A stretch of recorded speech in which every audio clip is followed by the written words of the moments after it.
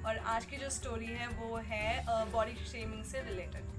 तो हम सबके साथ बॉडी शेमिंग होती है, चाहे हम मोटे हों, पतले हों, गोरे हों, काले हों, मतलब कहीं ना कहीं हम सब बॉडी शेमिंग को फेस करते ही करते हैं। ओके, तो ये जो स्टोरी है ये स्टार्ट होती है मेरे बचपन से। ठीक है, तो जब बचपन में मैं बहुत ही ज़्यादा पतली थी, बहुत ज़्यादा, और मेरी बहुत दिली ख्वाहिश थी कि मैं मोटी हो जाऊँ। तो ये ख्वाहिश मेरी पूरी होती है, पर हेल्थ इशू की वजह से, मुझे कुछ हेल्थ इशू रहता है, उस वजह से बहुत ज़्यादा वेट गेन हो जाता है।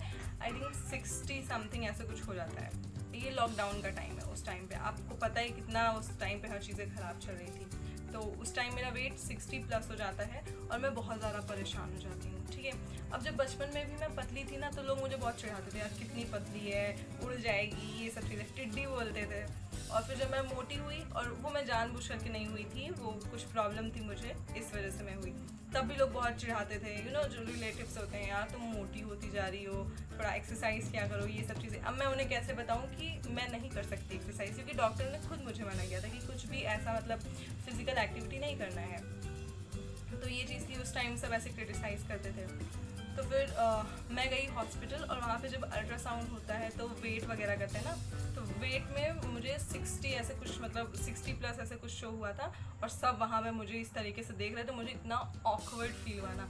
मैं गई, कार में बैठी मम्मी के साथ, मैं मम्मी से बोली, मम्मी मुझे वेट लूज़ करना है, मुझे नहीं पता, डॉक्टर कुछ भी बोल रही हूँ कि मुझे कुछ भी फिजिकल वर्कआउट नहीं करना, मुझे करना है लूज़। तो मम्मी बोली चलो ठीक है, मैं हूँ तुम्हारे साथ।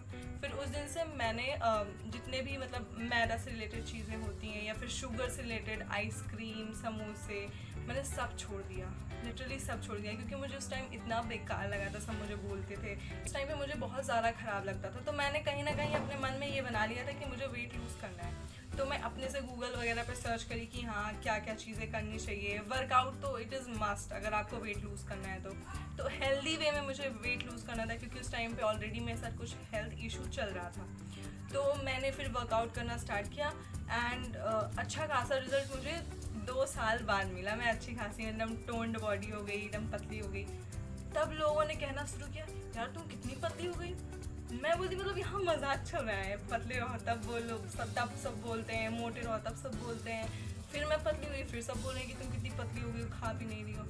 भाई मैंने एकदम मन बना लिया कि मेरे को किसी से मतलब ही नहीं है, मुझे जैसे मेरी बॉडी पसंद है मैं वैसे रहने वाली हूँ। और तब से लेकर के आज तक अगर मुझे कोई बोलता भी है ना, मतलब ऐसे हल्के में ले लेती हूँ। मतलब इंसान कितना ही परेशान होगा उन सब चीज़ों को लेकर के। और फिर दुनिया में और सारी प्रॉब्लम्स भी तो हैं जो मतलब जिससे हमें डील करना है, यही मोटे पतले लेकर के बैठे रहे हैं तो कैसे चलेगा। अब बात करते हैं गोरे काले की, अब उसके लिए भी सब बोलते हैं। अब भाई इंसान अगर डेली धूप में काम कर रहा है, आ जा रहा है, तो क्या वो गोरा रहेगा? काला तो हो गई, तुम बहुत काली हो रही हो, तुम चमक रही हो, मतलब इंसान ऐसे होता नहीं कि अगर हम किसी से मिल रहे हैं तो भाई और चीज़ें हैं, उस चीज़ के बारे में तुम पूछो, बातें करो। ये वेट को लेकर के, स्किन कलर को लेकर के बातें करने वाला लॉजिक मेरे को तो नहीं समझ में आता, और मैं ये सब चीज़ों को लिटरली सीरियस भी नहीं लेती है।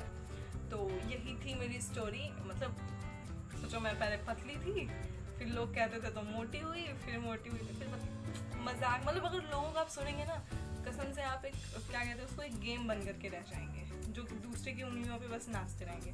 तो आप अपने बॉडी को लेकर के कंफर्टेबल हैं, आप जैसे भी हैं, मोटे हों चाहे पतले हों, गोरे हों काले हों, प्लीज़ किसी के बातों पे फ़र्क नहीं पड़ना चाहिए।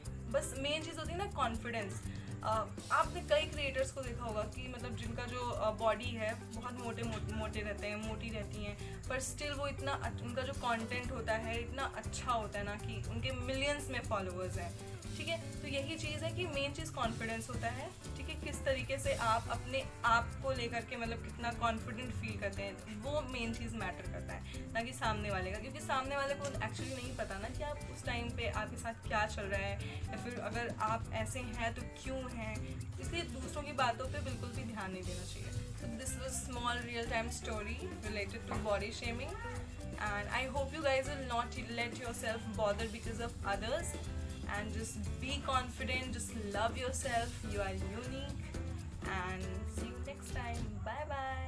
By the way, don't forget to like, share and subscribe to my channel, because अब ऐसी real time stories बहुत ढेर सारी आने वाली हैं, so stay tuned for that. Bye bye.